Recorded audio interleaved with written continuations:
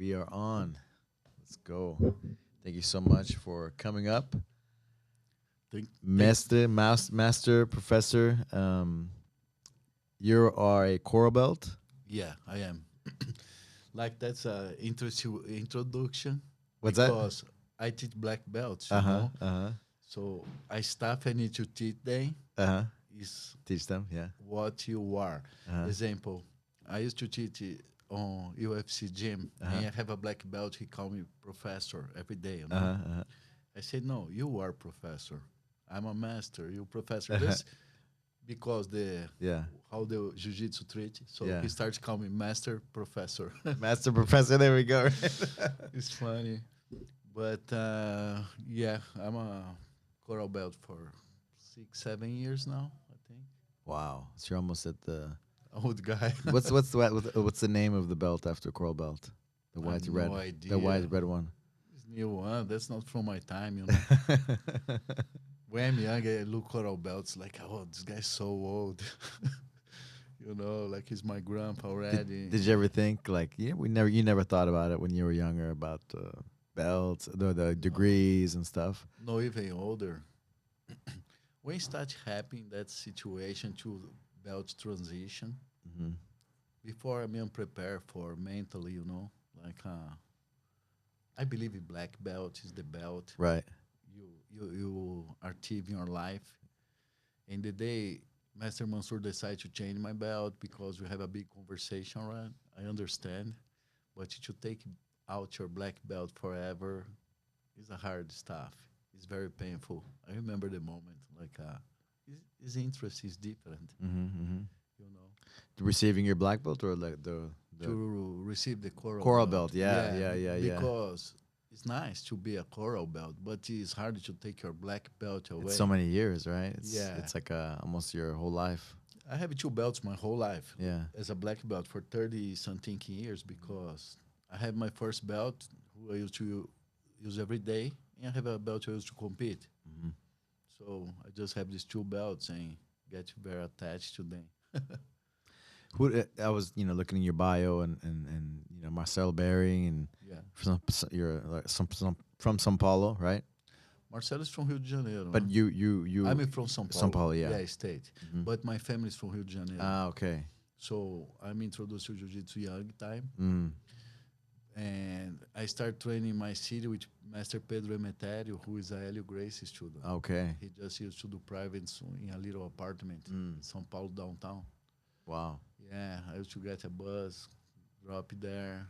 He's a very interesting. It's a different system of learning, you know, more mentally. A lot like he would make juices and make me drink water. Juices, before. Yeah, and a lot mentally game too, conversation. It's funny.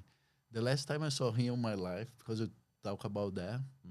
No, the last time I saw him, the last time I come to a class, I saw him 3-4 times after that. One day he called me and said, hey, father's here. He called Hélio Gracie as a father, no? Come to visit us. So I come there. I'm brown belt, probably 18 years old, you know, thinking the shit, you know, best on my stage, these old dudes. Yeah. You know, Yeah. I go super mellow, then kick my ass, of course, because it's unbelievable. People don't understand how sneaky and smart they are, you know. But I'm there, make my game. When finish, and Master Helio come to me and say, hey, I'm impressed. You're very good. You know a lot of stuff, all from the halfway. But you know a lot of stuff. That day I get so offended, you know, I driving home, saying, what he talk about? Now I understand. They don't even know a quarter there, you know, or less than a quarter. A quarter, yeah. Or less. Yeah, because, yeah. my goodness, imagine, like, I'm 18 years old, now I'm 59. How you trained with him? How old was he at the time? I don't know. These dudes to me, always they are old, you know, like I never get You're 18, older. right? Yeah. Have some masters to me, they never change their appearance. Like Master Hélio Gracie, to me, he's always look like that. Yeah. And Pedro Emetério look like that. Now Rabai always look like same. When I'm young, that's the masters I look for. Orlando Saraiva, you know. Yeah. He's like a Carson Gracie student from São Paulo State. And always I think they are old, you know. I have connection with, but they never like your grandpa. You never see he change much. Yeah, you yeah, know? yeah. Their personalities seems like they don't change. You know, same intensity, same mindset. You know, Yes, like from all the stories I hear. on that time, they already have a master's, grandmaster's mentality. Mm. You know, like I saw Helio Gracie in different situations. A lot teaching words he gave to me. Mm. Maybe I understand after decades, 30 years after, 20 years after, because he's so much in front Mm-hmm. as a master, as understand what jiu-jitsu is. Mm-hmm. Mm-hmm. I don't talk just about technical jiu-jitsu. I talk about what jiu-jitsu is as a lifestyle, as a foundation of life. Of life. Some people don't have jiu-jitsu. It's lucky of some foundation they need, you know. Like, let's say, I don't know if that's happened to me, but I wish if I get old and I faint or some stuff, my body will land perfect on the floor. We prevent perfect me break to fall, huh? hurt. Yeah. Like Master Mansour, he do hip escapes with no hands. Like it's unbelievable how much motion he still has. You know, Marcelo Gracie for whole life. He's like How old is Master Mansour? That's a great question, bro. Secret, huh? I don't know, but he how he's old, you know, like Yeah. when I'm young too. Red belt. Yeah, he's like I think the older. He's the link with Helio Gracie on my eyes. Yeah. Because after Helio Gracie is him who I look as a master. On jiu-jitsu, to be real with you, have a lot of people are master and stuff, but Yeah. Master Mansour is a real master, you know. He teach kids like 50 years ago who have that mentality on that time, you know. It's interesting. I see him active. I see him connecting and going to teach and to just be a part of the events and. Yeah. It's very hard, like, you know, jiu-jitsu, he pull a lot your ego, what's bad. And I go talk about myself. When I'm young, I'm lucky I have great fighters, you know. I don't understand much. Jiu-jitsu is very important to kids. I used to have a kids class teach by maybe Godoi, one of my assistants who were super young on that time. Yeah. That's lack of attention, you know. I supposed to do the class on that time. But I don't understand that time, like how important jiu-jitsu will be for all these people, you know, after many, many years. Yeah, for their life. For their life. I believe it's very important to teach people, like, how Can you to talk have into a the better life. microphone? Yeah. Sorry. It's okay. How to have a better life, Yeah. you know, because a fighter is your ego, train a champion. It's cool, but it's more cool you have somebody who succeed in life because of jiu-jitsu, you know. That's a short time too, right, of your life, and Life is short, bro. but the competition and this part, you know, but the other things is much bigger, right? Maybe you have the same experience I have because I know you compete before. Me too. All my medals is behind my drawers there before in a frame because somebody gave the frame to me. And one day my wife said, "Oh, I want to hang everything." Okay, we in California, all the frames fall to earthquakes and break everything. But I have the time to watch some medals who I don't even remember anything, anything, anything. But lessons of jiu-jitsu is for your whole life. Yeah. Yeah. You know, competitions for your ego. Don't measure who is the best one. And in some way, destroy the jiu-jitsu, martial arts. And that will come to a lesson Ellie Grace gave to me. I don't remember years, but around the 90s. 90s, No, yeah. before 90s. In the 80s. 8 something. They have a big tournament on Maracanãzinho. You know, it's a big gymnasium Big, yeah. close to the Maracanã. And I remember a lot of stuff on that day. Arena. Yeah, arena. Indoor arena. Have a big rain and start to break the roof. The roof, yeah. And in some moment, I think I go to the bathroom, some stuff. I saw Master Grace on top the stairs there by himself. At the moment, I think, what he doing here? He's supposed to be there in a throne, you know, bless everybody and stuff. I asked him what I'm doing. He said, "Oh, just come to watch Hoylers fight from here. I don't wanna nobody to see me here, so let's be quiet. And now I understand. He understand that the competition is not what jiu-jitsu needs. Maybe have a good point to be the sport jiu-jitsu. I understand people who live there, but that's not the jiu-jitsu Sorry, yeah. Just what's supposed to be on my eyes right now. Okay. If you go to my gym, I say, never go compete. Let's have fun every day here. Let's grow martial arts. Soft, you know. Because the lessons somebody have, like learning how to defend yourself, that's priceless. That's confidence. That's the same stuff work for yourself. Way more than the medal you have there. Yeah. And you get hurt maybe to get that medal. Word? I don't know. Maybe not.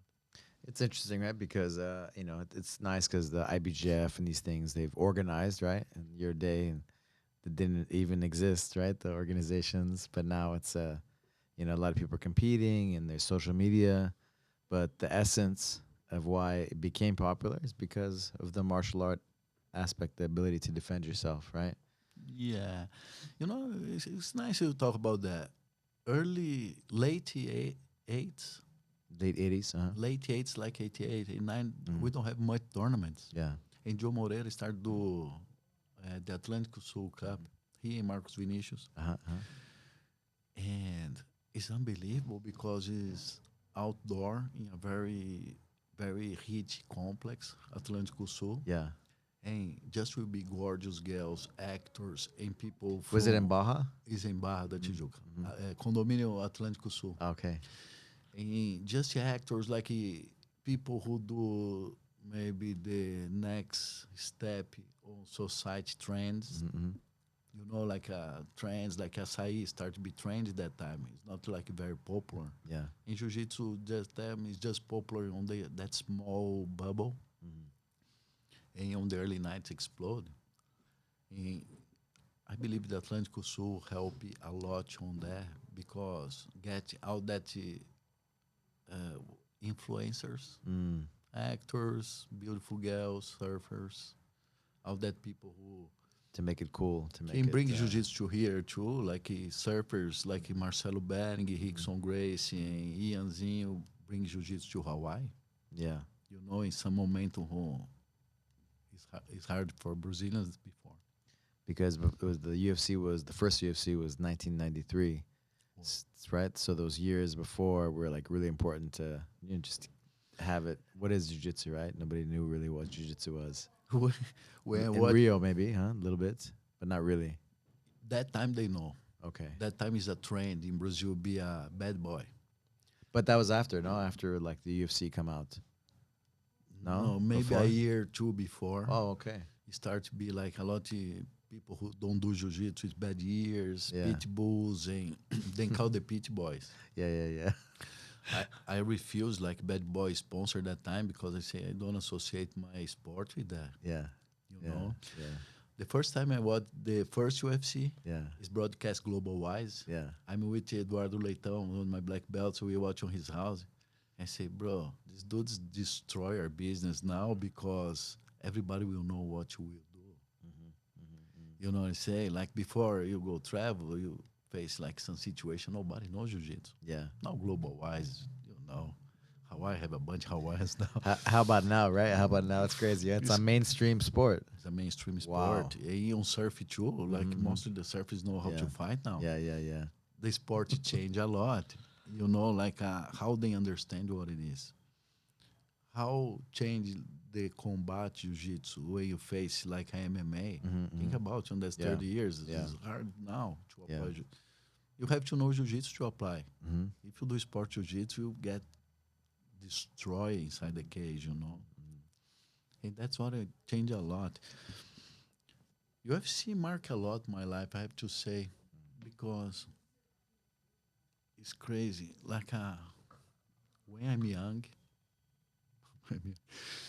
I used to have a nice MMA team in Brazil, like Macaco, Godoi. Macaco used to be the Conor McGregor. You started they started with you, right? Yeah, Godoi and Macaco. Yeah, that's my student.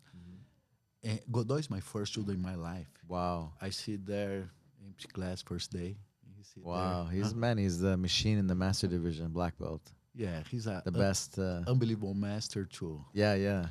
That's a dude who make me proud to have in my family, because he grows so much. That guy who can say jiu-jitsu saved his life, he knows that.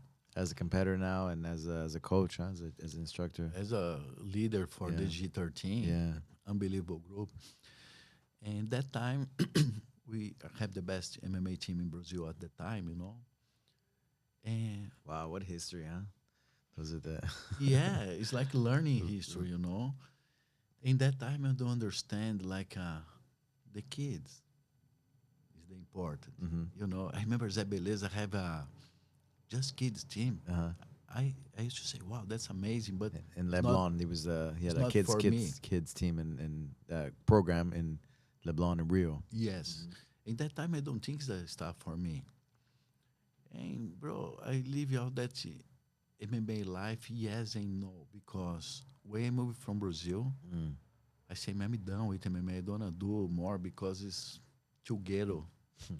And the first dude I met in the United States when I moved is BJ Penn. So keep going. Life always bring me to there. But in those days, like in São Paulo, like, Macaco and Godoy, it was like Valetudo still, no? Yeah. It was Valetudo, not MMA. Like, it was anything goes, bare knuckle. No? Before, but we start to wear gloves on some stuff called, I forget the name they give it for, like a Brazilian MMA champion. You do 3 fights one night. Right. I forget the name. Because Macaco did some, the fights with Pele and those guys. And that is before Pele. Okay. That is like the first, same people do the tournaments, but they do like 3 Brazilian champions like that. 3 fights in one night. 3 fights in 3 divisions or 4. I don't remember. Jorge Pereira fight there, maybe Vander Braga. But after a while, Daniel, Daniel, forget his name, but he fight Marcelo Juiz there. And Daniel Rego, sorry. And I keep UFC and I decided to kids because UFC too. My dream as a coach always be unify the belt for Pride and UFC because I coach on Pride, I coach on UFC. I know how important Pride is for the MMA history. UFC. And I have the chance, like Rampage Jackson and Dan Henderson in London. The first fight on open channel for UFC on Spike. And that's my dream there, And sometimes your dreams going the way you dream or more. Because when you prepare Rampage to Dan Henderson, we focus a lot on Jiu-Jitsu, with a wrestler guy. A lot mental blocks, a lot conflicts about the philosophy on that. Wrestlers power up, Jiu-Jitsu use the power against yourself. A lot of situations we face, I never will do that in my life. And he do on the fight. And we have that amazing fight against Dan Henderson. And after the fight, to be real, I don't hear there because I'm too, thank God, that moment. I'm not the person who celebrate much because I know. And when Joe Rogan say, hey, I'm impressed with your ground, and he say, people don't know, but I do jiu-jitsu. A wrestler say, I do jiu-jitsu to unify the belt. To me, that's like a boom. Yeah. So I back to my hotel, have a bunch of crazy stuff that night because they forget the belt there. The $500,000 belt. I have to bring to my hotel, all that stuff with me. And I come to the parties, to the Spike party, and that's my first shock. The vice president from here introduced me to the lady vice president UK from the Spike TV. And that night I have a Rampage, Shea Congo, and Michael Bisping. Wow. Everybody won. Shea Congo beat Micro Crocop. First, I think Micro Crocop in UFC. And Bisping beat Matt Hamill. So the dude introduced me to the lady. Say, "Oh, that's the coach win everything today." And she said to me, "Oh, I love winners." On my mind, I say, "Wow, if one of these motherfuckers lost, I'm a loser." And I start thinking, I don't work for that. And I saw the wrestling coach for our team, Yeah. with maybe 6, 7 beautiful Australian ladies. And I say, "Wow, you the man." And he looked like he angry, saying, "No, you the man."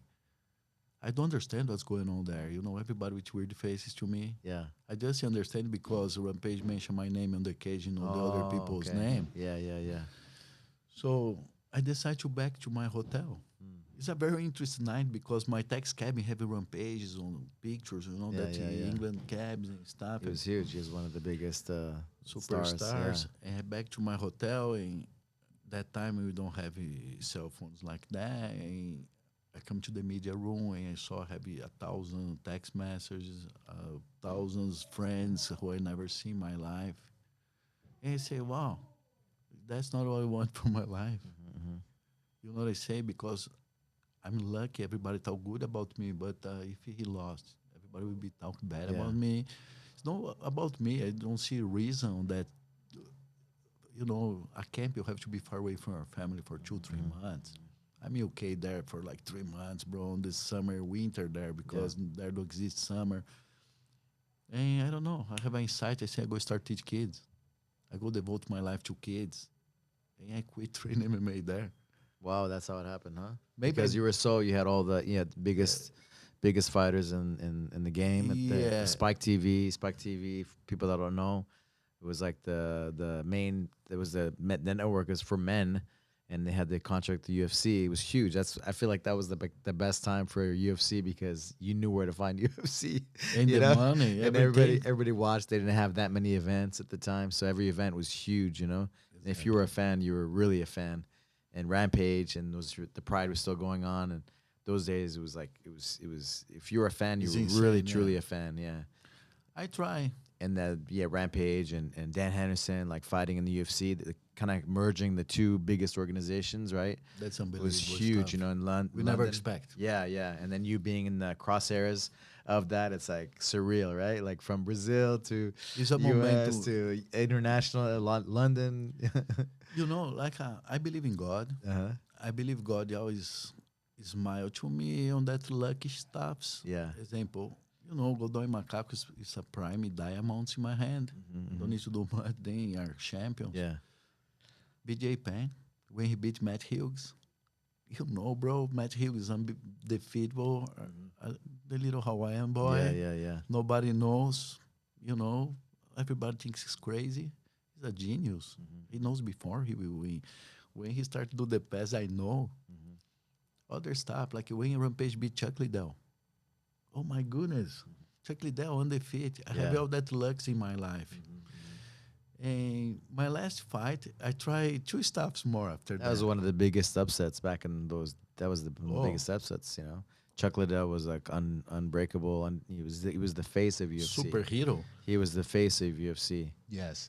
I have like a very funny story that day because Rampage used to be a pride fighter. Yeah, yeah, So Japanese different. yeah. They even if you fight a Japanese, they share for you. So when Rampage used to fight in Japan, they used to say Rampage, Rampage, Rampage. And on that fight with Chuck Liddell, they put some music who say Rampage, Rampage. We inside there, I think, oh, everybody share for us. When we step out, everybody start to boo. My God. I say, what the going on? Boo Rampage. Boo, because it's Chuck Liddell. Oh, okay. In the UFC, Yeah. yeah, okay. I remember before the fight, I say, man, you have to shut up, this motherfuckers today. Let's make everybody quiet, you know. Yeah, yeah. And that fight's Where was that at? That fight? Mandalay Bay, I think. Mandalay Bay, Vegas. Yeah, I think it's Mandalay Bay. Maybe. yeah. But it was in the you U.S. know, Yeah, for sure. No, yeah, U.S. And I remember watching the fight on TV. It was at a bar, and everybody's like, I couldn't believe it, you know.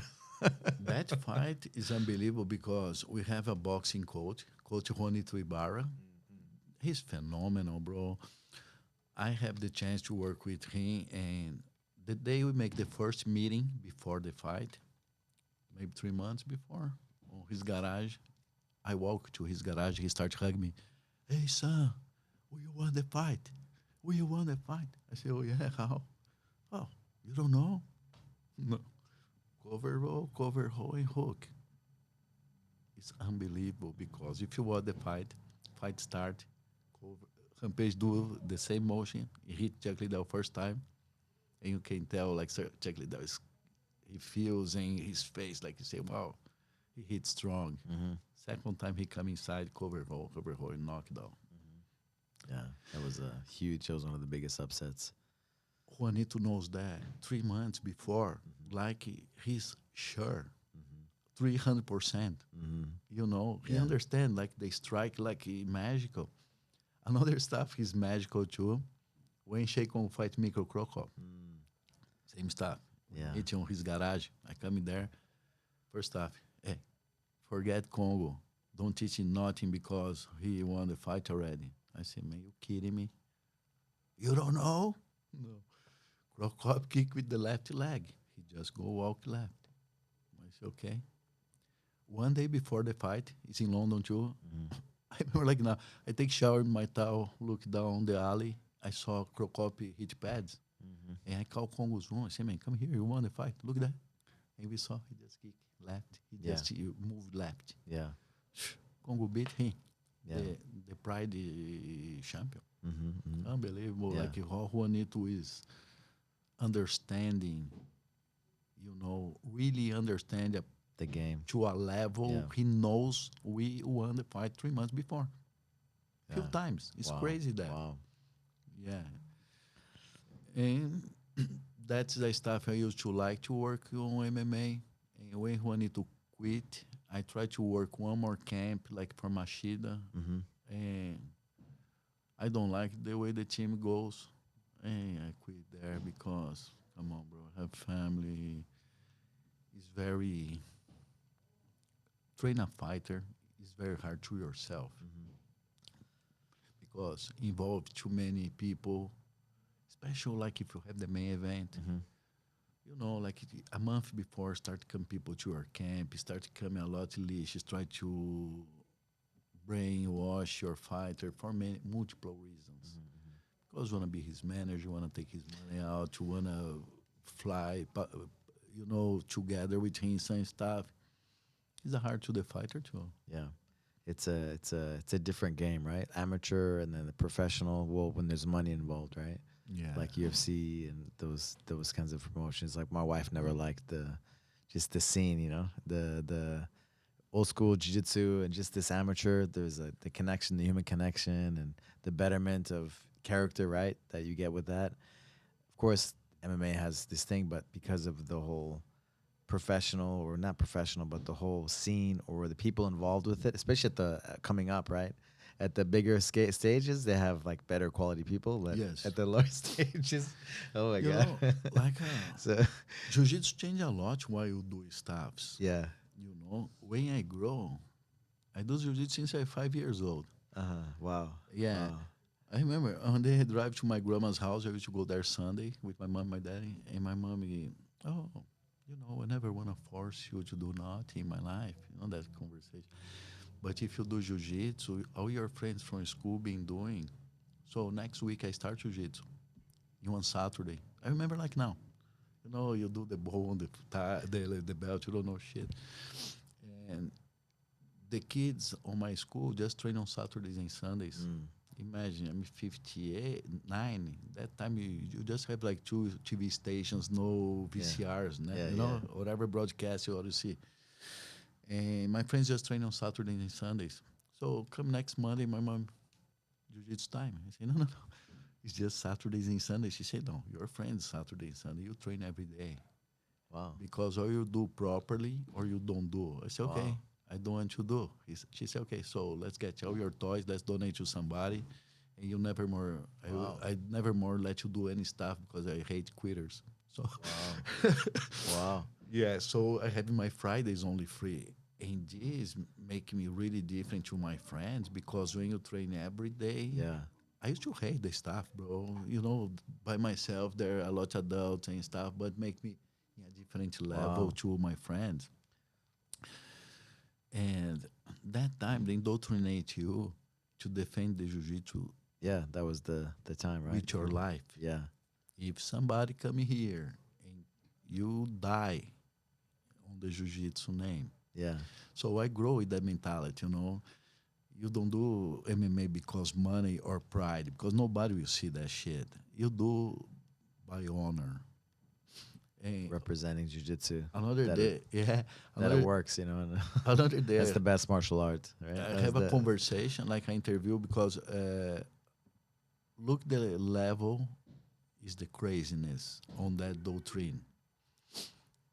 Man, when I'm like 21, 22, I'm a black belt already at that time, like 21, 22, whatever. Somebody call me and say, "Hey, we'll have a tournament today on that location. It's a fake jiu-jitsu. That tournament is a fake jiu-jitsu, but the dude who do the jiu-jitsu is one daily grace black belt, the guy named Leonardo. Okay, one of the black belts. He just is from my city. He used to fly there, okay. and his father used to have a security company. By coincidence, that location they sent me is close to an area I grow, so I used to know exactly where's the building. This is way before navigation, that Yeah, stuff. yeah. GPS. So I take one Saturday in my life, drive 2 hours to the place by myself. I can get my team or some. I don't know why I'm fucking sane. I go by myself there just to see, you know, to give like a situation. I remember they don't wanna let me in, so I say, man, I know your coach. Call Leonardo. And when he come, he said, okay, I know you. You can go inside. So when I go inside, they leave a brown belt with me all the time with me. First person I saw is Hélio Gracie Wow. and Moisés Murad. You know, Moisés Murad, president for the federation, the other federation. And Moisés there for the same reason I am. He's a small dude, bro. He's smaller than me. And he's there on the same staff. He said, listen, I hear about the tournament. So I come here, and we saw Hélio Gracie there. It's a bizarre stuff, like striking kids, broken noses and stuff. They're doing like a striking, like Valetudo style. Like a karate, bad taekwondo, bad made. Like somebody build a martial art. A dude And they were calling it jiu-jitsu. jiu-jitsu from Budokan. And when Andy the circus there come like a dude with like a long thread coat, you know, like a mafia dude. His name is Manezinho Grace. Manezinho. Yeah, and he started to say a bunch of shit like, no, because my martial art, if somebody don't believe, he don't even know Hélio Gracie's name, and he make like some, He put his last name Gracie. He said yeah, it. and he makes some mention there, like he very offended, you know, to Master Hélio there. So I look Master Hélio say, whatever you say, you know, just say go, I Yeah. go break this motherfucker in pieces. Yeah. And he say, no, son, relax. Yeah. They pay good for the show. They're not going anywhere. They're not gonna do nothing. Yeah. So I have to hold that day. I never more see this dude. I think he be killed later. But his student is to be Hélio Gracie's black belt. That dude named Leonardo. I hear about that my whole life, you know. Because before jiu-jitsu is very small. Yeah, yeah, I was gonna get him, you know. yeah. I was gonna put my hands on him because, yeah. man, who's this dude from my state? Making fake tournaments and And on the early 90s, dojo. started coming a lot of people from here. No, coming couple coats from here, from my state. And everybody started speaking like Carioca, you know. real That accents. accent. Yeah, And I say, you know what? I say to my team, let's put Paulista name in our team. So when you go to there, we show who we are. Here, we don't fake shit. And I remember, like, one day I have a meeting with my team, 91. And I say, look, how would you go to Rio de Janeiro, then treat us like we don't know jiu-jitsu? Let's make a plan. In 4 years, we dominate the scene. so you founded Companhia Paulista. Yeah. And in 5 years, for jiu-jitsu in São Paulo now is the stronger one. Yeah. Maybe Manaus, strong kids too. But we work serious on that, you know, to... I have a lot of friends, cariocas, you know, Muslim, Yeah, yeah. bunch of friends. But people start to invade your city, you know. Come on, bro. let's pay the price. Yeah. That's my city, you know. And that's our mentality at that time. Totally wrong.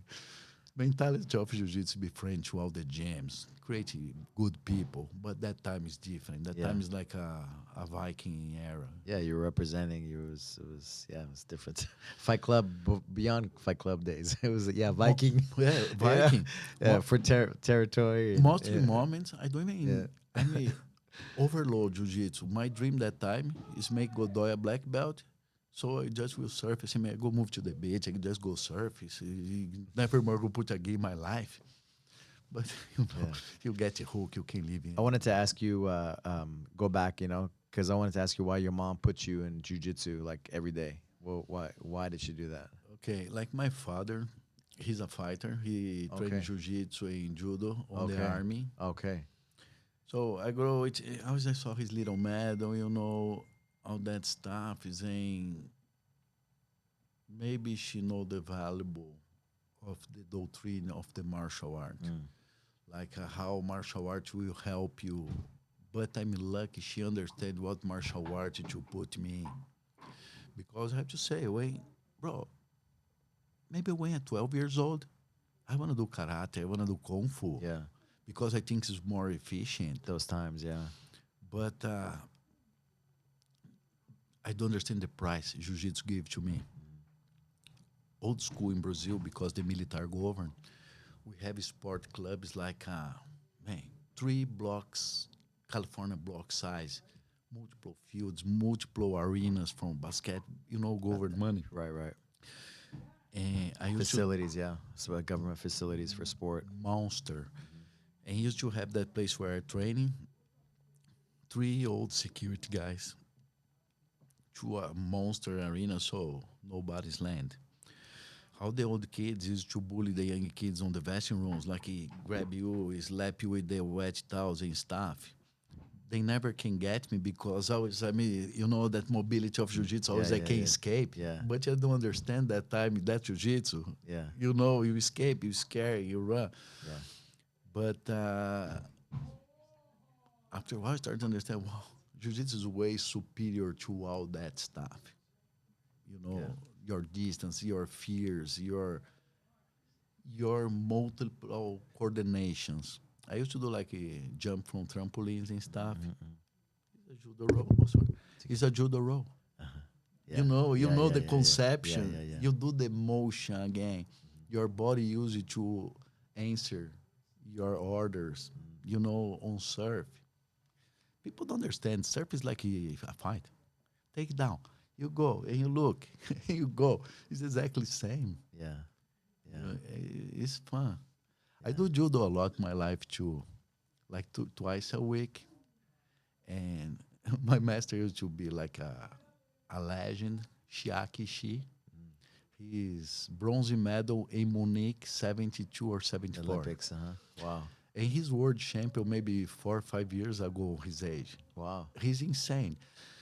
But I never learned much with him because he probably is me now. He speak Japanese and come there, do jokes nobody understand, he laugh, he slap. But he have an assistant called Uchida. I don't know his first name, Uchida. And he's a world champion, judo kata. I understand because his motions is all on the perfect landing. His steps, the grace he applied to jiu-jitsu, because Ishii is too strong, he's a heavyweight, and Uchida, he's a lightweight. It's a different game. And with that, I start to understand the grace of judo. Because before I used just sandbag my body, use my weight to block, 2 days a week is not enough. Yeah. When you train with people do every day. But judo is an interesting stuff too. I like a lot. Yeah. There was I was just thinking of the team. There was guys in my era like Eduardo Santoro. Oh, he's a student from one of my students. Yeah. And then He's Max Trombini student. Yeah. Max Trombini is one of my black belts. Yeah. I will say the first, but no, I think he's third. I don't know. And there's another one there. There was his nickname was I think was Portuguese, right? Like, Santoro. but there's also another one. Carlos Vieira. Yeah. He's my head coach in Australia. Yeah, He yeah. have Cia Paulista in Australia. Yeah. Still represent. Very And I, solid. and I saw one of the other guys. He passed away. On Facebook. I was like, oh my god. From Oh, the like one of it. 2 weeks, a month ago. Yeah. I forget his name now, but Yeah. one dialect. Yeah. But him and then who else? I'm friends with Ghazi. From, He's all my students since young. Exactly. So yeah, it's a pleasure, because long time I've known these guys, and Yeah, that good jiu-jitsu, good fighters, I remember the kids when they're blue belt, Yeah. like 16, 17. Yeah. Portuguese and stuff. And I didn't realize Godoi was also from from you, So, Yeah, he wow. the OG there. Yeah, First student in my life. yeah, Unbelievable. yeah. Wow. It's crazy. Like the first one is still on these days. That's very interesting. Like the retention of jiu-jitsu. Uh-huh. I work for many years for UFC gym, and people who do fitness, they don't understand the retention. Like let's say you work out in one of the gyms, physical. You work out on my side for many years. Maybe we say hi. We don't know our name. We don't know shit about each other. You do jiu-jitsu a month with somebody, he trying to be your family. Like it's hard to, when my franchise, they don't have retention. I don't understand how it's possible. After all these years, right, I'm still friends with Carlos Portuguese, in Australia. Like, all these guys. I still have the other Portuguese, the Eduardo Santo. I saw him in Redondo Beach, one just walking.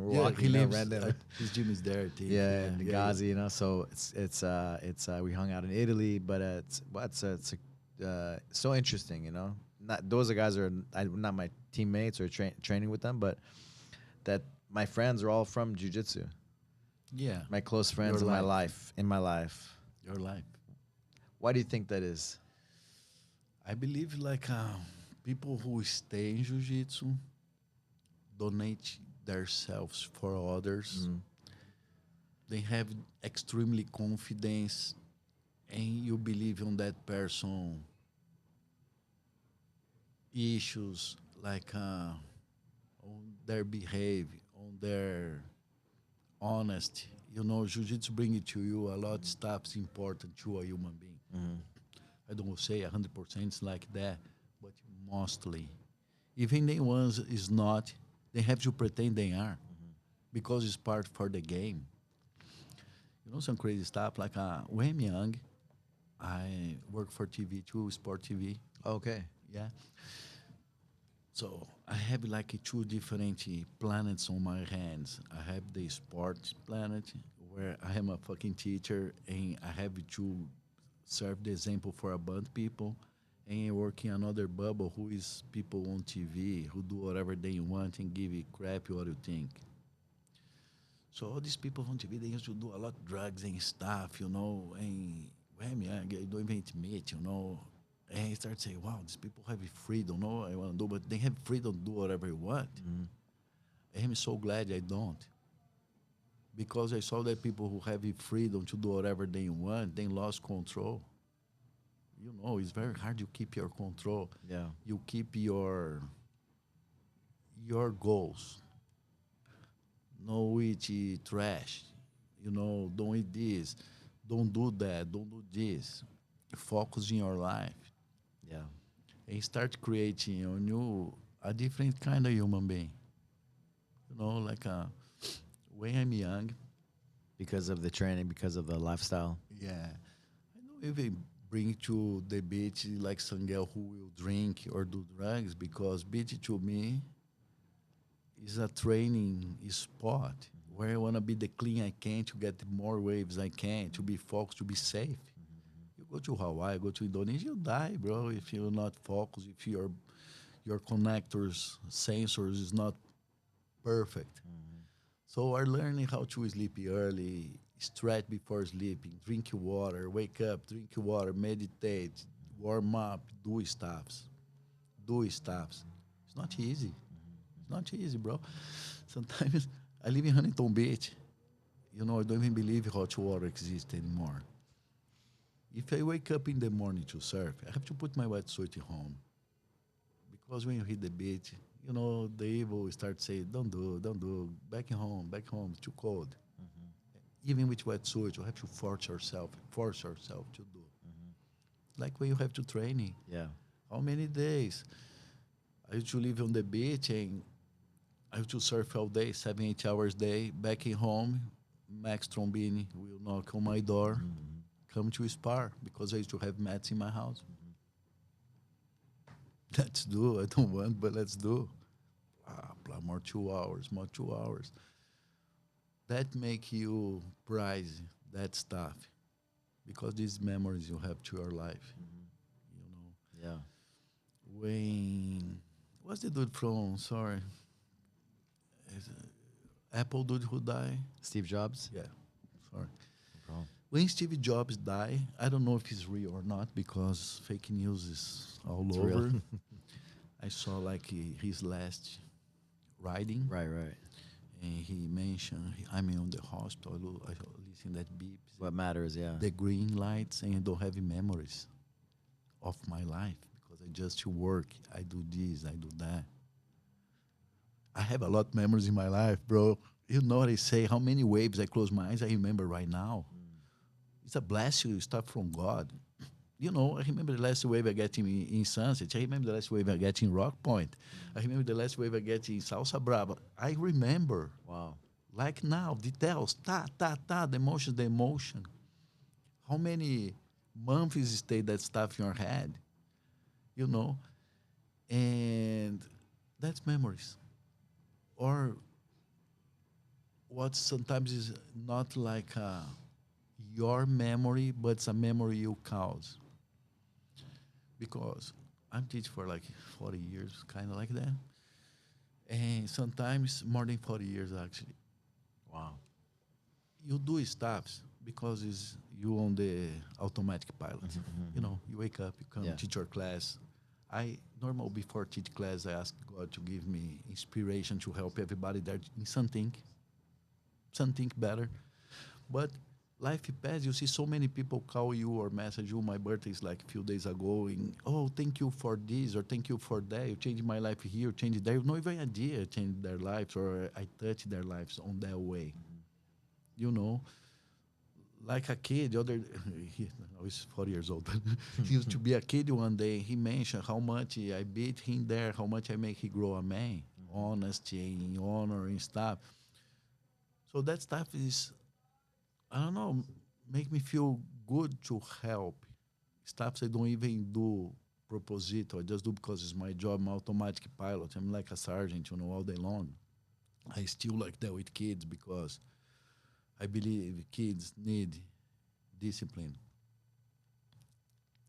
Especially the world, right, with their phones and electronics And all that people not being present. lie to you, may want to make you a weak person.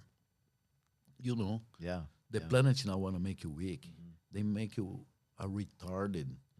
You know, the way they teach in school, they don't even hold you if you don't go good. It's what the heck is that? Yeah. You know, so I think as a teacher, we need to keep the society strong. Keep the United States strong against the enemy because the enemy is closer than we think. Yeah. Life is too easy and you're trying to, it's many things, right? I teach Many a community in Long Beach.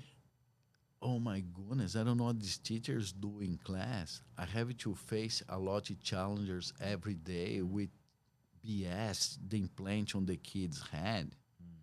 You know, I believe in reality. Reality. What you see is the real thing. Yeah. You know, maybe I don't care about people's sexual preferences. I just don't think that's a stuff to discuss. That's stuff in your life. Yeah. You do privately. It's not a school business. Especially kids, right? Then they don't need to hear this anyway. No, at all. Like I have 2 kids. I have Kalani 24 next month and have Thiago 17. Bro, like these kids growing in a planet very hard, but they grow with a lot of discipline to understand what's correct, what's not. You know, if my kid one day come to me, oh, I wanna be this, I wanna be that, I don't care. But I keep it this one innocent, maybe just 16, 17 years old. We watch iCard, we watch cartoons. Because he don't want, he wanna surf, he wanna have a healthy life. He keep on that. My young one is different because he grows so fast. Like 11 years old, he have a girlfriend already. On that time now, he's 17 now. But I try to keep it then on the life, life. Let's surf, let's skateboarding, all that connection to that box that help us to produce, but it suck our life too. Video games, all that stuff. Yeah. Yeah. It's not health. I don't believe it's health. Maybe a little bit video game if you are control 1 hour a day, Yeah. 1 hour a day. It's like drug. Yeah. Straight up. Yeah. Like drug. Everything you use too much, even sugar, is a drug. Yeah. The same things happen, right? Cocaine, the social media, the video games, right? The dopamine. Everything. And then you're not really doing much on those things, but you're feeling like you're doing something, right? That's the trap. It's like the ego. Like when you Yeah. bodybuilder, Yeah, you start to measure yourself on the meter. What the heck is that? I believe in life on healthiness. I have a book I go put out, maybe it's on revision now, maybe in less than a month. Wow. It's about how to train a fighter in a safe way, how to make a champion to have a longevity on training. Because a lot of people on these days, a lot of people on these days, they train you to you die next month. Right. You know what I say? Yeah. I have a, I don't go mention names, but one time in my life, I take 3 months break to surf. I'm a surfer, bro. I'm young. I used to surf a lot more than now. I used to make a lot of money in Brazil because I'm the unique teacher of my state. Where I Wow. start. Yeah. And when I come back, one of my franchises with 400 students, I realized maybe 399 in steroids. So I split with that people on that time, but I keep it follow the track on them. It's unbelievable how problems start in some cases in 1 month, other in 3, other in a year, other in 2 years. But we will have a monster percent of that people with problems. If it's not there right now, there you train your students to kill them. My point of view. You know what I say? To overtrain, to kill your students is To yeah. dope you with Yeah. steroids or Steroids, yeah, whatever, yeah. or whatever. I Yeah, give whatever it takes, to yeah. you outside the healthy landing. You know what I say? Like to train a pro fighter. I guarantee you, Rampage Jackson never take a steroids on his life. On his life. Wow. He's strong by nature. If he's not, we go find another way to developing what he needed to fight. BJ Penn, you Yeah, kidding he's me? like What steroids this gift, guy yeah. take? He's a genius. Yeah, He can't do that. Yeah. He's too smart. Yeah. And so Shea Kong is clean too. Michael Bisping is clean too. You know what I say, bro? Yeah, These yeah. dudes are clean. Yeah. They are mental prepared. Mentally prepared, yeah. Go give example. When we have a camp in Big Bear, we have a phenomenal camp there. We have a nice location, stuff. And our first horrible shit is like 5:30 in the morning, everybody out the bed because then we were running around the lake in Big Bear. Bisping, when he used to come in there, like he arrived completely out shape. Completely out shape. 2 months on life. He's always used to be the second. The first one is like a coach we have there who is like a super athletic and stuff. But Michael Bisping always in second place, running completely uncoordinated open mouth, but his heart, he's a champion heart. Rampage have a champion heart. BJ Penn have a champion brain. Well said. You know, all they have a brain. All they are extremely intelligent too. You know, people think fighters are dumb. Come on, bro. That dudes have to have like a change game in seconds. Have to have discernment to understand what's going on and keep it flip. You know what I say? Like Rampage, he can rap, improvise like that. He's unbelievable on that. He's very intelligent. Yeah. He's a very intelligent dude, bro. He don't have, I don't know how long he go to school, but he's extremely intelligent. Michael Bisping is extremely intelligent guy too. So all these dudes are prime pieces. Tito Ortiz, extremely intelligent. You know what I say? Dedicated, focus. When he fight Chuck Liddell the last time, he trained with me, and I saw Chuck Liddell on the waiting and said, come on, bro, go home. He will kill you. He will murder you there. It's a different specimens now. Yeah. So all these fighters, we have to work a lot on their mind, mindset. When stuff like jiu-jitsu, what jiu-jitsu it is, that's back to ego. In Brazil, I used to have a few gyms in front of the street, so every month, at least twice, some dude will come in there and say, man, what the heck is that? He starts stretching, spacate on the wall, and you want to fight, all that stuff, you know. Back in the day in Brazil, at the dojo. That time, I will go aggro on the dude. I will destroy him, you know.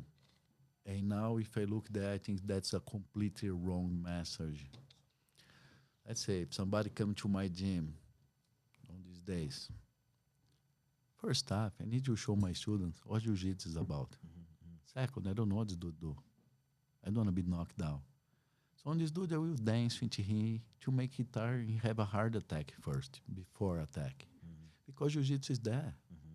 You make your opponent tired to beat him. It's Helio Gracie first message there. How long it take to you understand? Other day I watched a fight, Gordon Ryan against Buchecha. Okay? Unbelievable fighters. I like both styles. I think it's Abu Dhabi. Gordon Ryan, he hang on Buchecha the whole entire first 10 minutes. He just block, and Buchecha try. He burned Buchecha gas there. And on the second round, he sweep and things and stuff like that. Because he burned Buchecha as he start to finish, he don't do shit. He just hang there. Like Randy Couture used to do. And Couture put you on the corner there, lock you, and you try to attack for 4 minutes and 30 seconds. And you burn, and somebody goes, hey, 30 seconds. He put you down, pretend he hit you, and he won the fight. Because the judge there that saw the last 30 seconds guaranteed to you. That's the sucks part on MMA. The judgment. Yeah. It's bullshit. Yeah. It's bullshit. Yeah. Let's bring like fake fights on earth. You would think it would get better over the years, right? But you still get these crazy calls. No, bro. Come on, you kidding me? Judge decisions that makes no sense. Rampage Jackson against Forrest Griffin. First, Rampage the champion, correct? Yeah. The whole entire fight week, people come to me, very important, famous people, say, hey, he need to finish or he will lost.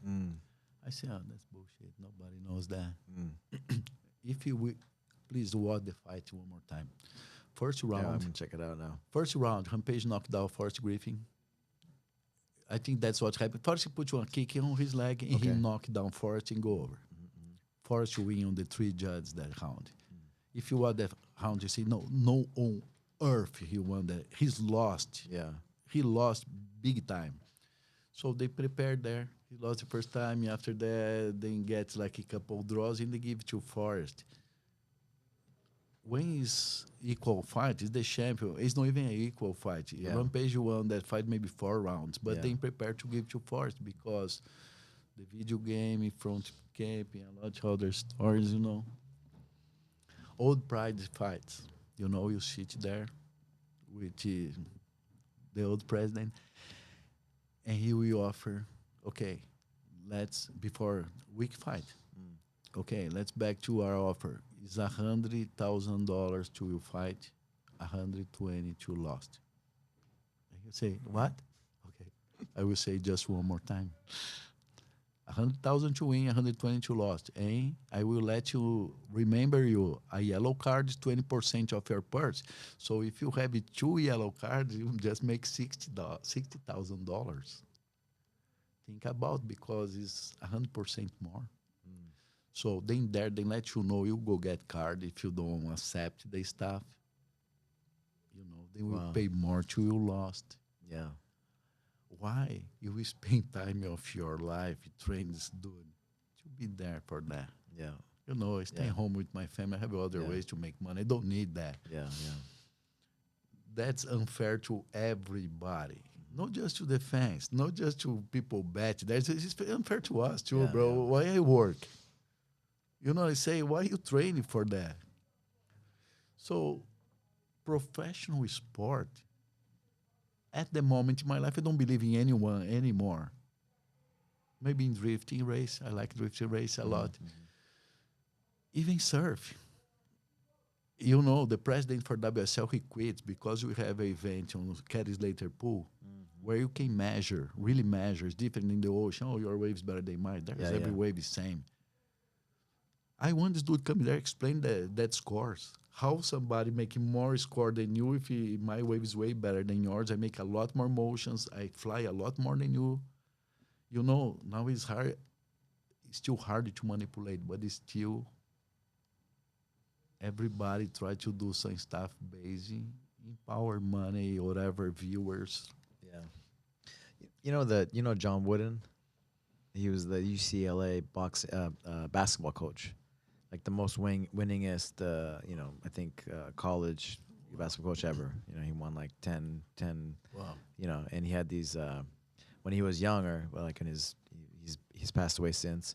When he was younger, they asked in college. Somebody asked him, "What does success mean? What does success mean?" So I guess he thought about it. I just read his book. He thought about it his whole life. Like, what does success mean?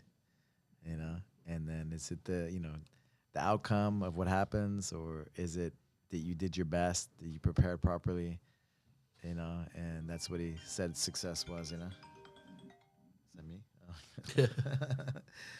So yeah, so the preparation, the doing your best, right? Doing your best in your endeavor, and doing your best to prepare, and going for it, right? Going for it. And have an open mind to believe on the new.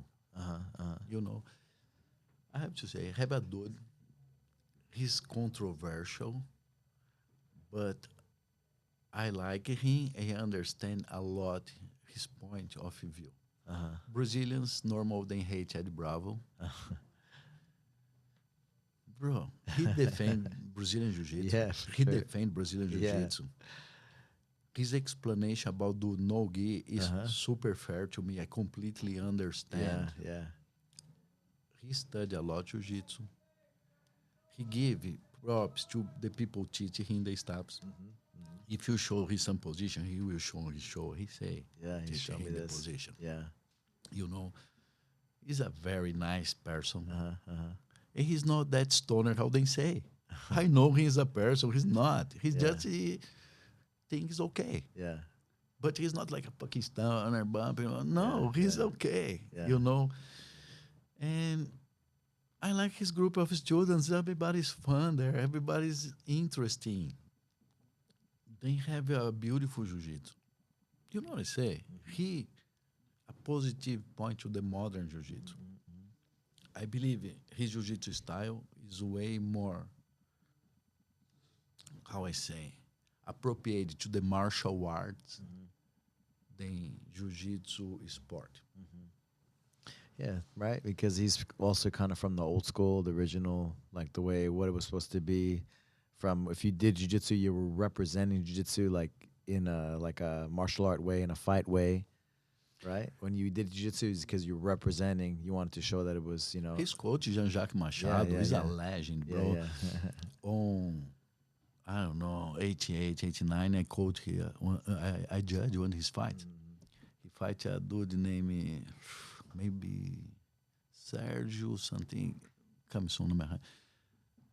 I don't know how. He passed the guard to the arm bar. I watched the video like 100 times to understand. I never yeah. understand. yeah, He, he's in another yeah, level. yeah, yeah.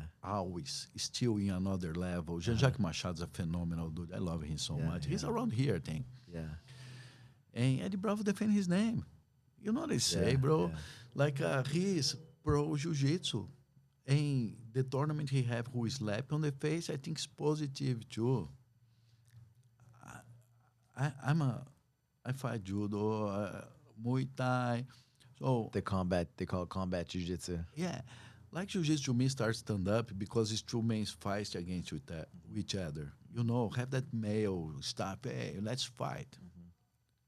I don't get like a pull guard and then, sit your butt and slide your butt. I think that's so ugly.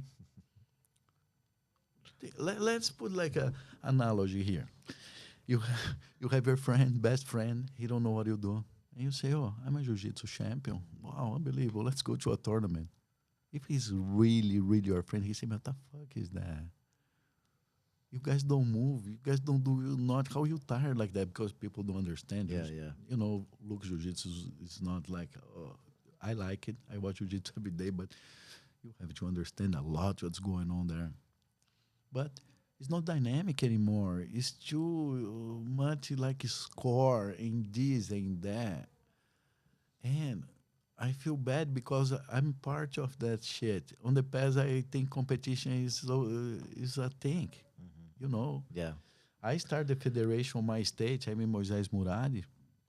Helped the jiu-jitsu to grow a lot because before São Paulo is a monster state. Yeah.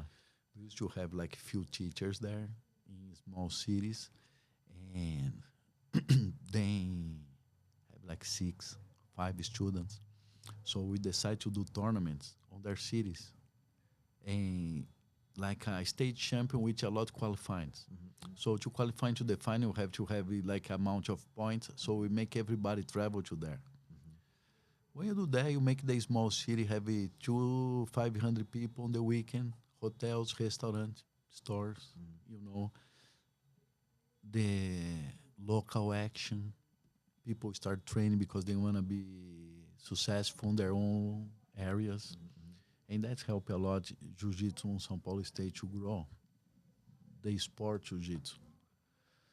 Just I believe like because liability and blah blah blah blah and to make easy to have that stuff we destroy with the rules.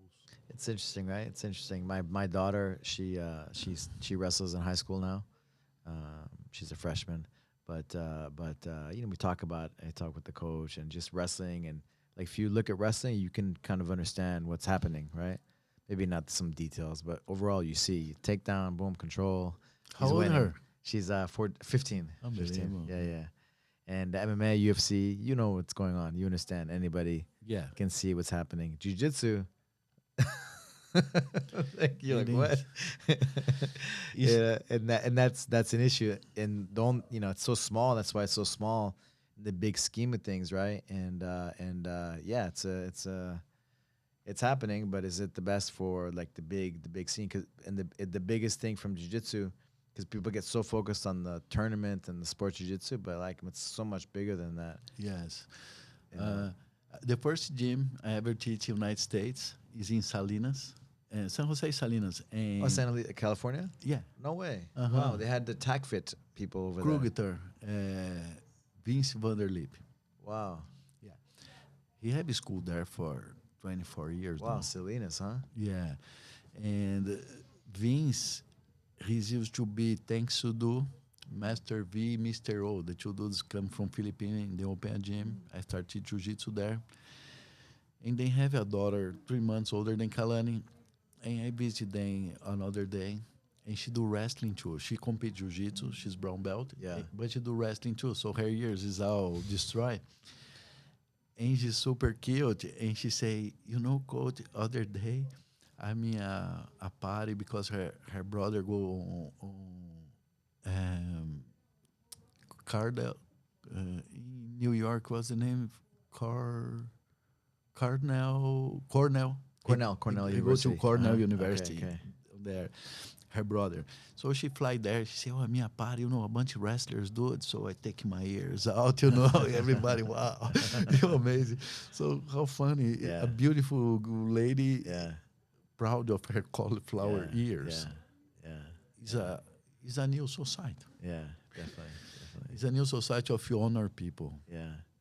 Because I believe when you compete jiu-jitsu, bro, maybe one or two get cocky too much, but mostly people are humble because, always have somebody can kick your butt. Yeah, for sure. You inside the mask don't exist like, maybe Rickson Gracie. My master used to be good on that too, but, brother, yeah. always have somebody. For sure. When my first day BJ Penn come to my class, I'm like 3 months United States. I used to teach San Jose and coming here, JD, more San Hawaiians, He respect me a lot. He's brown belt that time. He respect me a lot, but I can feel he will kick my butt if he wants. And I remember I drive 17 to Santa Cruz and think, wow, what's happened with my jiu-jitsu? Take me 6 months to understand his game, the wrestling part, because wrestling is hard to jiu-jitsu people understand the wrestling game. It's powerful, it's hours. You have to spar the guy hours because they have a lot of condition. It's a real tournament. You fight many times that day. All my time, you fight 1, 2 times. Come on, 3 times. Oh, my God. Yeah, for sure. That's a different grind, different. Different. But it's great grappling sport. Great. They're all great. That reminds me like the old school, like jiu-jitsu more so. The first Brazilian championship from the Confederação Brasileira de Jiu-Jitsu. I don't remember if it's not 92 or 94. One of these 2 years. No. 2002 or 2004. No, 92 or 94. The first Brazilian. The worlds or Brazilian. Brasileiro. 92 or 94. That time in Macaco, blue belt, he used to be a superstar. He beat everybody like that. And he gets on the final Flávio Canto, who he used to be an Olympian judo guy. It's unbelievable, like how Flávio Canto do all his fights, like not happy. Probably leaving from there, he go run, surf and stuff. Hey, Macaco, so tired. Because the level of physical and training preparation, like judo is a real serious stuff. You fight many fights in one day. Jiu-jitsu before is a lazy stuff. No, we don't even have sports athletes. Sport, And that's changed a lot. Now we have super athletes on the sport. Yeah. They're professional. They're professional jiu-jitsu athletes. Whereas before, judokas, once they had the Olympics and also wrestling, of course, they trained like professional athletes, like they were full-time athletes. Exactly. And now because of things, so that's a positive thing, right? Because guys, they can fully commit to jiu-jitsu, right? Rather than back in the day, think about nobody knew really what Let's it was. give it maybe 15, 20 years ago. 15. Let's go 15. 15 years ago, if you come, how old are you? Sorry. 47. Okay, 47. Hey, can compete jiu-jitsu? Yeah. Let's get this kid, maybe 20. Can compete? Yeah. Now, come on, bro. You don't want. You have to train too much to that. Too much. Before is the amateur stuff. Yeah. Now it's like you go to the NBA. Have that kid from Mendes Brothers there. He's like 12, 13. He teach private class all day long. The gray belt, yellow belt. Yeah. He's a superstar kid. Yeah. The Rutolo brothers, they're superstars since they're kids. Yeah. You know what they say? Yeah. It's another level. Another level, yeah. It's crazy. Like on season 10 for the Ultimate Fighter, heavyweight, normal, the Ultimate Fighter is 16 fighters or 18. Right. 18, 2 teams of 8. Okay. Then 2 teams of 9. I remember they make with two less because they don't have enough fighters to the show. Uh-huh. On these days, it's 20,000, 30,000 dudes do tryouts for the Wow. show. Yeah, yeah, yeah. You know, Yeah. they put like football players, like I forget names, but we have a bunch. They make Different people that were Rogers, charismatic and can speak. Marcus Jones. We have three football players, Okay. and we have Kimbo Slice. We have a bunch of amateurs there. Yeah, yeah, yeah. You know, like if you look the interviews with these dudes, they don't even prepare. Like Marcus Jones, who is a big dude, his interview. Oh, you know, then close the gate and they say you're ready. You have to say you're ready. Yeah, And that's scare. yeah, If a fighter, what's scare mean to Yeah, you, bro? yeah. Scare is no fight. yeah. You know, like Yeah. fighters normal like to Yeah. be inside there, the Yeah, cage, yeah, yeah, because that's the mentality. The brain. Tito Ortiz. Tito Ortiz, on his prime time there, UFC stuff, if you go to his dressing room, he'll be there and say, that's my cage. That's my cage. That's my belt. That's my. And he comes there. He knows it's mine. It's mine. He go look your face there when he come inside. Say, hey, that's mine. Mindset. Mindset is what it is. You know, everybody's prepared physical there. We expect them. Sometimes no. yeah. Whoever has the mind is everything. The way what you think, what you feel, conscious and subconscious, right? And you can program your subconscious to Your have zone. the things, yeah, have Your to, zone. to connect, yeah. I know Rampage when I don't know how the word when you make like a wolf, you know. Woo, Yeah, yeah. I know before the fight if he's there or not, because if the wolf is real one, he's on the zone. If he's not, he don't. Interesting. Yeah, like you know, fighters, you have that day being your prime too. Yeah, yeah. You know, Yeah. you have to He gets in his zone with the wolf. work on the science to yeah. that day you'll be on your day, because after that you're going down. Yeah. Competition is a hardcore stuff in yourself. Like I have a few franchises and different type codes. You know, like at the moment in my life, I say to students don't compete. But I have coaches who, at the moment, want to compete, bring students. I understand too. Sure.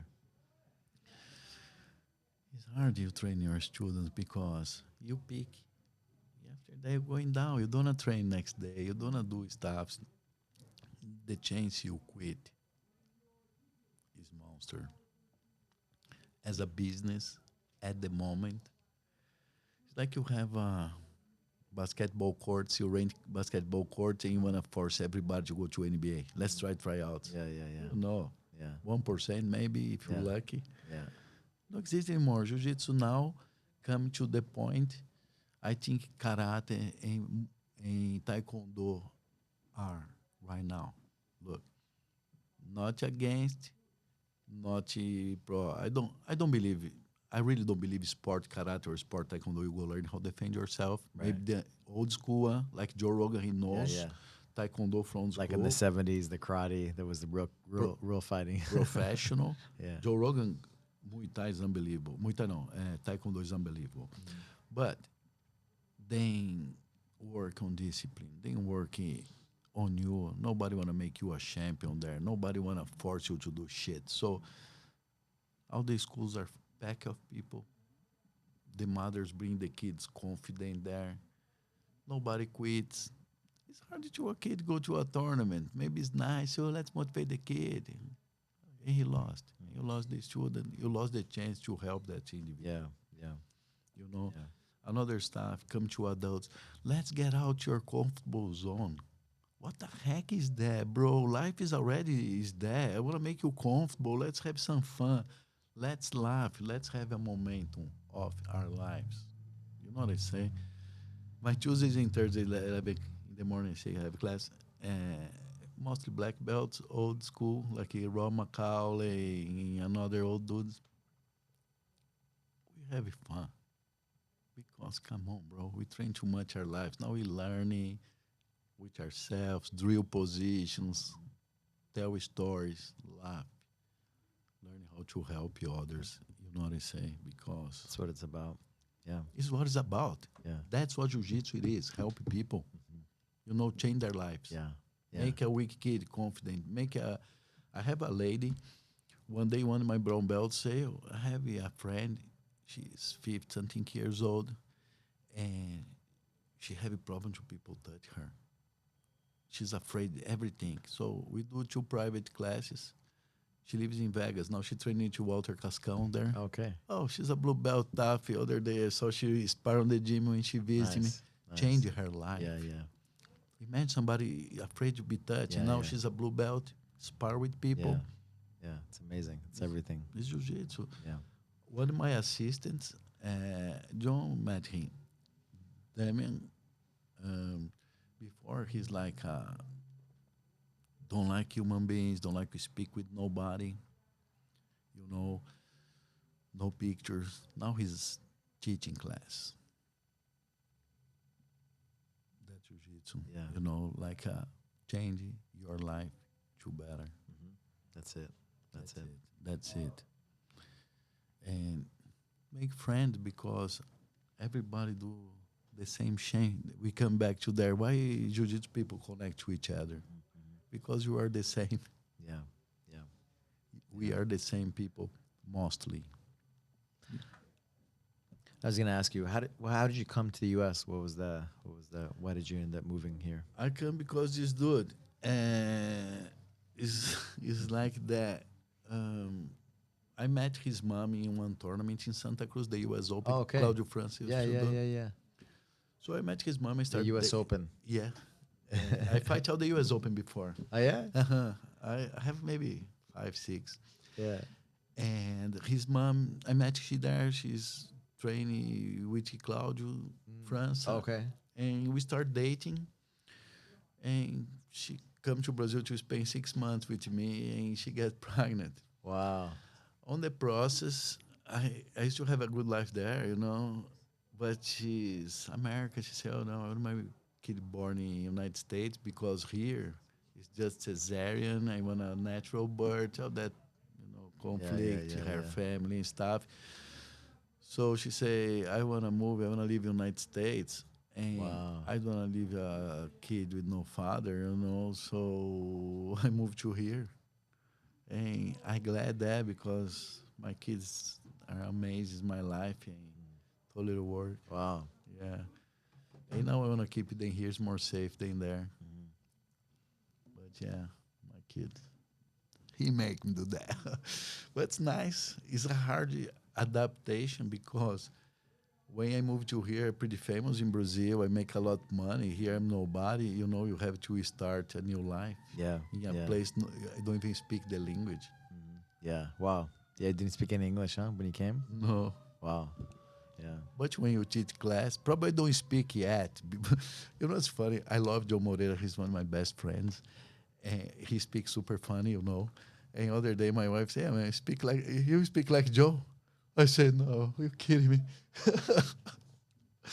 Joe Moreira is a phenomenal dude. He's always a superstar to me in Brazil.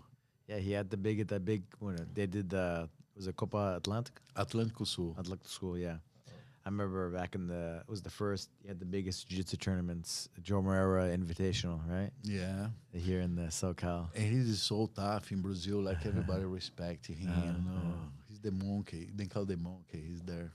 Yeah, and Claudio França, right? Up north, they did both, right? He was involved with he's involved in the tournament too. He and Marcos Vinicius is the 3 Yeah. to do the work. Yeah. Yeah. Yeah, a lot of history. A lot of history. They are old now. We are. It's funny how time is fast now. Yeah, tell me about it. I have to plan everything, or else it doesn't happen, for me. And I feel like the years are just going by faster and faster. Then we expect, Yeah. and all the projects take time to build, and sometimes the life start to go too fast. You say, "Wow, I want to try to follow the track." With all that AI is now and stuff, everything changed. Yeah. Man, you had a amazing team, and then even just you're like Godoi and all these like amazing students in jiu-jitsu, and then you come here and you start training the top fighters in the world, right, as well. And man, you've had quite the and just the times, right? Those times of like pioneer, just top of the food chain experiences, across the board from all these different The experience, scenes, yes. yeah, experiences. I'm blessed on that. Yeah, some of your favorite memories that you, just off the top of your head? On jiu-jitsu, I don't know. Maybe when he grow on the mats, okay? So I used to put like his crib there in training Salinas. And he used to practice in a little doll, Cebolinha. He have a doll, he used to triangle Cebolinha and do stuff. When he's 1 year and a half, he do a bunch of stuff. So I say, look, I'll give you the green or white belt. I will call you there, and you go, and I get. You never know, it's a baby, Yeah. Unbelievable. I call, he slap hands, He give did high it. fives, and He he did it. get. Wow. Yeah. So I think like my kids, all that stuff, because Being involved and yeah, having that every part in their lives, jiu-jitsu in their lives. I'm Being able super I'm glad I have all that experiences, but when it's your life, it's like your jobs, your consequences. Before teach jiu-jitsu, I'm a helicopter pilot since I'm 17 years old. Oh wow. So it take a long time to accept to teach jiu-jitsu. I used to teach on Companhia Atlética. It's a big gym, it's the hit in Yeah. Brazil. Big gym chain. Yeah. Yeah. Brazil. And when Marcelo left to Australia, they want to contract me. And for 6 months, they make me offer and deny because I don't want the money, like You weren't sure if that was the right career path. no, it's like I say to the dudes, I teach for free here, but Okay. the money you wanna pay me is no money to me. Yeah, Like yeah. I don't know, remember the numbers, but Yeah. 20, I want 100. Yeah. It Like wasn't worth it. Yeah. let's say I moved to here 25 years ago. I used to make $100 an hour there in Brazil that time to teach class there. My private's already $150 there at the time. Wow. Imagine now, because no much on the city. Yeah. So I moved to here is a big shock because on the late 90s here is not much jiu-jitsu, know that Yeah. pricing, Yeah. In São Paulo city is a rich city, so I used to have good clients there. Hard to move, but Yeah. Just kind of get down to the class, So. okay. That's good. He trains too? Yeah, he's really good. He has the creator of the tarantula Look guard. his face. He likes tennis shoes too. Look, he have a Jordan one. I know. Speaking of success stories, Kevin, how much weight have you lost? 115 pounds. So imagine him with 115 pounds extra. How old is he? Wow, Kevin, congratulations, my brother. For how long time ago? I think I was 16 pounds heavier in May. And when I was a white belt, I was 322 pounds. Wow, good Over job. 115 pounds, and not just that, but how you do one thing is how you do everything, and he's like becoming a machine of success and example of success. That's a jiu-jitsu. Yeah, that's it. I have an old dude. His name is Ben. He's a short story, sorry. He's 74 years old. He started training jiu-jitsu 6 months ago. He's vet from war, so he have a lot, problems. Yeah, yeah. And jiu-jitsu helping him so much. The other day he sent me a picture with his cauliflower ears. Super happy. He started with 71. He started 6 months ago. Okay. 74. 74. And Wow. he have a cauliflower ears right now, and he happy with. Wow. It's not my It's never fault. too late, right? But That's jiu-jitsu beautiful. is That's that. beautiful. Jiu-jitsu is life. Yeah. That's Yeah. all the job. I had I love to say the story. I had a psychologist, high level psychologist, that trained with me in one of the gyms, and I was like, "Why does it seem that people that do jujitsu seem much younger than they are?" And he's like, "Oh, it's interesting you say that." And he's like, "When you're a kid, everything's in the present. As you get older, you're always in the past or the future. So when you're training jujitsu or doing jujitsu, it brings you back to your childhood." Wow, that's an unbelievable analogy. Make sense. Make a lot of sense. So he's 74 years old. He's a kid again. We have Savage you met downstairs when he came. I think when you walked in, he's 77. He still competes, Wow. and he's like for me, he's like a kid. Sometimes we talk. Like, we had talk philosophy on life. I ask him a lot. He's like and like my dad's age. You know, so I talk to him That's about these weird. things. And So, I mean, on my night trainings, boring as fuck there, kid. And one day, one of the fathers who the kids train just on Saturday and Sundays, he bring his son there. His son is like 2, 3 years older than me at the time, way bigger than me. And I remember we spar. I'm lazy. I let the kid pass my guard, Just wait for finish the class. I remember his father. I check his father face. His father's super excited the kid pass my guard.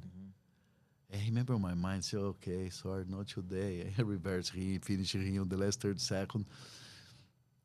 But that's unbelievable because sometimes I stop to think and say, wow, even if I'm on the laziness there, the ego already start to push you to do stops. yeah, Like Jiu-Jitsu is very interesting, the challenges he give to every day.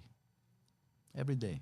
Like a student, we go show a position, the guy try to hold you. but you said one of your favorite memories is that scenario with the It's not favorite, but it's a stuff I remember. yeah good Like memories. today. Yeah. Probably orange belt or stuff like that. I Yeah. passed for all the belts with you. yeah And like kid, because you say we live a lot past memories, Right, know. right. And I remember that part. yeah It's nice to be kid. yeah It's hard too, huh?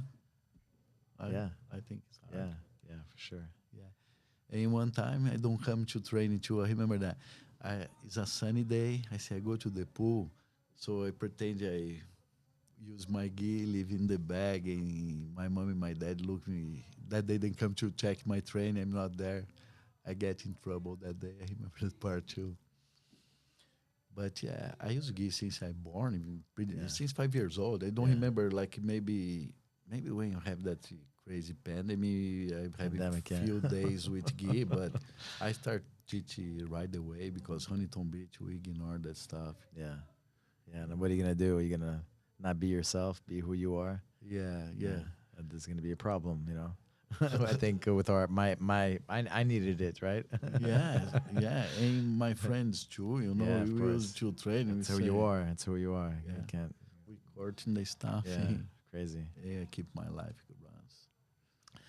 Well, Master, thank you so much for sharing some of Hey, your thank you history. so much, I my brother. appreciate everything. You're an example of success. We talk about these things of just making a difference in so many people's lives over so many years. Oh my God, 40. You said 40 years. Yeah, The- kind of. Maybe more. Let's from think. around the world. Influence people. Your students are all around the world, helping others, and wow, what a legacy! Truly. I believe I do like a book now, couple ones actually, because I wanna leave help to the new teachers. Like what my mistakes. I wanna help people to do better.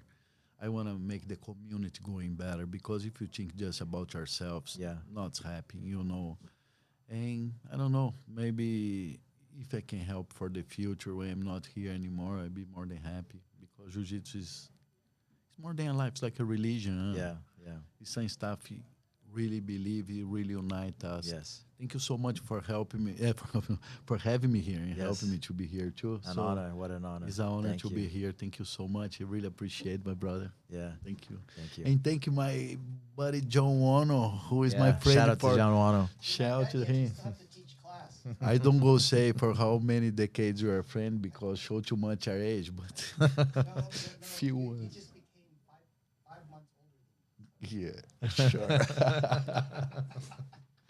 Thank you so much. you. Yeah, Thank you. aloha. Hello.